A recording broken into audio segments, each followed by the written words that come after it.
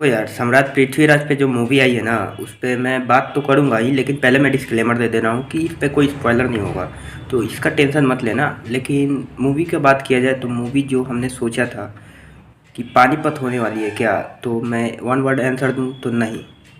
ये मूवी पानीपत नहीं है, वाइब उसी की तरह है, बट ये मूवी पानीपत नहीं है। क्यों? क्योंकि ये जो सम्राट पृथ्वीराज चौहान की जो कहानी है, वो एक अपने आप में ही आइकॉनिक कहानी है। और उन कहानी को अगर अच्छी तरीके से दिखा दिया जाए तो भाड़ में गया विजुअल्स, भाड़ में गया एक्शन सीक्वेंसेस। अगर सिर्फ और सिर्फ उनकी महानता को दिखा दिया जाए तो मूवी आउटस्टैंडिंग हो सकती है। और इस मूवी ने, मैं तो ये नहीं कहूँगा कि 100% उस चीज़ को टच किया, बट इस मूवी ने जो है उस चीज़ को बहुत अच्छे से पकड़ा है। और हर एक तथ्य को जो है बहुत अच्छे तरीके से दिखाने की कोशिश किया गया है। हालांकि मैंने जो पढ़ा है पृथ्वीराज चौहान जी के बारे में, उनकी स्टोरी में और रियल में मूवी में जो है, उस स्टोरी में बहुत ज़्यादा डिफरेंसेस देखने को मिली है। अब हो सकता है कि मैंने गलत पढ़ा हो, क्योंकि अगर मैं बात करूँ डॉक्टर चंद्र प्रकाश जी का, तो वो एक बहुत जाने माने राइटर हैं। उन्होंने चाणक्य सीरीज की है और उनकी जो नॉलेज है वो बहुत बहुत ज़्यादा है।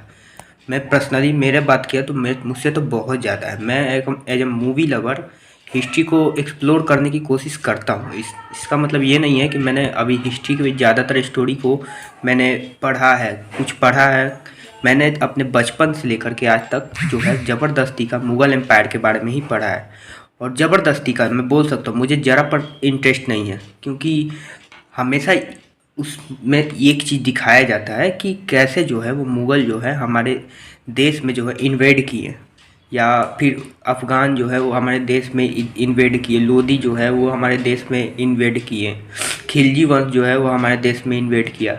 तो ये सब जो चीज़ था ना, उससे हमारी जो मनोबल होती है ना कि यार हमारा देश इतना कमज़ोर था क्या, वो चीज़ हमारे इनडायरेक्टली ब्रेन में डाल दिया गया है, जो कि बहुत बहुत ज़्यादा डिसअपॉइंट करने वाली होती है। क्यों? क्योंकि देखो, कभी भी हमारे देश के इतिहास को, गौरवशाली इतिहास को अगर बढ़ा चढ़ा के दिखाओगे तो वो भी गलत है। लेकिन अगर हमारे देश के जो महान महान राजा हुए हैं, जिन्होंने अपना जान दे दिया, मतलब देश की रक्षा के लिए, अपने मातृभूमि की रक्षा के लिए, आप उनकी स्टोरी को नहीं पोर्ट्रेट कर रहे हो, चाहे वो बुक में हो जाए। मैं मूवी की बात नहीं कर रहा हूँ, मूवी में तो अब बनने लगी है ना, मैं पहले की बात कर रहा हूँ, बुक की बात कर रहा हूँ। मैं बुक में भी उस चीज़ को अच्छी तरीके से एक्सप्लोर नहीं किया गया है। मैंने अभी तक पर्सनली बोलूँ तो जितना छत्रपति शिवाजी महाराज के बारे में पढ़ा है, वो सिर्फ और सिर्फ यूट्यूब के थ्रू पढ़ा है। ये समझ सकते हो, मतलब यूट्यूब जो है 2015 में आया है, और 2015 में मैं पर्सनली बोल रहा हूँ, मेरा बात, यूट्यूब तो बहुत पहले से आ गई थी, लेकिन 2015 में मुझे एक्सेस हुआ था यूट्यूब का, तब वहाँ से मैंने पढ़ना स्टार्ट किया था। फिर मैं महाराणा प्रताप के बारे में बताऊँ तो महाराणा प्रताप का जो क्वाट है ना, वो सिर्फ और सिर्फ हल्दी घाटी के युद्ध से जुड़ा हुआ है। हल्दी घाटी का युद्ध अकबर के साथ हुआ था, इसलिए महाराणा प्रताप को दिखाया गया है, उसके उनकी स्टोरी को बुक में लिखा गया है। इसलिए नहीं कि महाराणा प्रताप हमारे देश के महान योद्धा थे, ना ना ना। अकबर की स्टोरी चल रही है तो अकबर ने किससे ज़्यादा बड़ा फाइट किया है, उसमें महाराणा प्रताप जी को पोर्ट्रेट किया है, ना कि महाराणा प्रताप जी के स्टोरी में अकबर को दिखाया गया। तो उस तरीके से जो हमारे जो मेंटेलिटी में घुसा दिया गया है ना कि मुग़ल ऐसे थे या फिर अच्छे थे बुरे थे, वो बात की बात है, लेकिन बार बार मुग़ल मुग़ल करते करते हमारे दिमाग में एक चीज़ घुस जाएगी कि यार हमारे देश में सबसे ज़्यादा राज करने वाला जो शासक था वो मुग़ल ही था, जो एम्पायर था वो मुग़ल ही था। हालांकि ये गलत है। मुग़ल हो गए, अफ़गान हो गए, लोदी हो गए, इब्राहिम हो गए, या फिर इधर सुल्तान हो गए, अफ़गानी जो हो गए, उधर से आया था वो, क्या बोलते हैं उसको, अलाउद्दीन खिलजी हो गया, कुतुबुद्दीन ऐबक हो गया, ये जितने भी थे, इन्होंने जो मुश्किल से मुश्किल जो है वो राज किया होगा तो 200 से 300 साल। हालांकि उससे ज़्यादा जो है अंग्रेज़ हमारा लूट के गया है। हालांकि ये मैं पर्सनली नहीं बोल सकता हूँ, क्योंकि अंग्रेज़ों ने जितना लूटा है उसका रिकॉर्ड तो नहीं है, लेकिन जितना मुग़लों ने लूटा है, जितना मतलब वो इस्लामिक कट्टरवादी जो थे आए थे जो बाहर से, उन्होंने लूटा है, उससे तो कम ही लूटा होगा। हालांकि इस पे मैं कोई, मेरा कोई 100% मत नहीं है, क्योंकि मैं इसके बारे में अच्छी तरीके से नहीं जानता हूँ, क्योंकि कहीं भी इस चीज़ को अच्छी तरीके से दिखाया ही नहीं गया कि कितना लूट के गया है। कोई कहता है कि 43 ट्रिलियन लूट के गया है अंग्रेज, तो सोच लो यार, उस समय जब वो लोग आक्रांता जो आए होंगे, हमारे सोमनाथ मंदिर को लूटा, बहुत सारे मंदिरों को लूट के गया, तो कितना लूटा होगा। तो एक एग्जैक्ट फिगर समझ सकते हो। तो ये तो स्टोरी की बात हो गई, लेकिन अगर मैं मूवी की बात करूँ तो हर एक पहलू को तो नहीं टच किया है, लेकिन जिस पहलू को टच किया है, जो पृथ्वीराज चौहान के स्टोरी के बारे में हम लोग जानते भी थे कुछ, कि जैसे कैसे वो संयोगिता से शादी करते हैं, कैसे उनके जयचंद के साथ दुश्मनी बन जाती है।